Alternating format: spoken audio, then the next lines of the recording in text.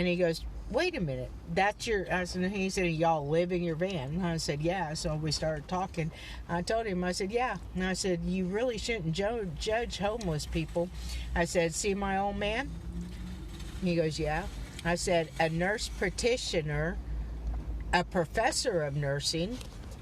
I said, but because of this pandemic and COVID, he now has no job, had to file bankruptcy, sell his cars, sell his house because we can't afford the payments anymore, and now we're in here.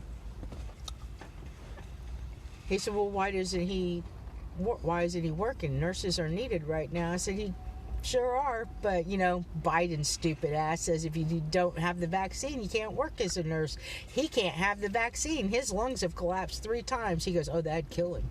I said, mm-hmm. He said, what about you? I said, I'm a 2-time cancer survivor and terminal brain tumor. But then they say I don't have a brain tumor, and with all this COVID, we really ain't got to find anything else. So my medical is just kind of the side, and I just live every day for today. I said, so I honestly can't tell you on my medical. I've been told I'm terminal, and I've been told I'm not.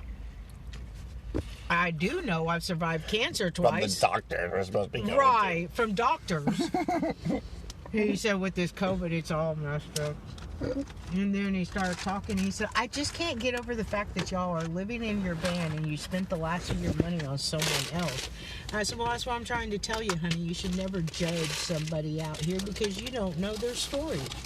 Did you think I was living in my van when you walked up so protective of me? He said, no, I thought a homeless person was harassing you. I said, imagine that. Here I am, the homeless person.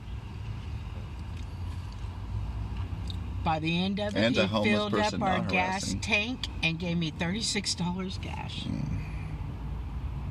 And told me that he hoped we make it and he hopes he sees us again. I told him he had a job interview on the 31st. Straight.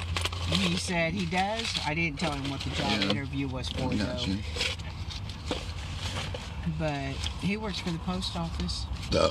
And his old lady, his fiance's in Texas. And he has to send her $700 and something every month just to support her.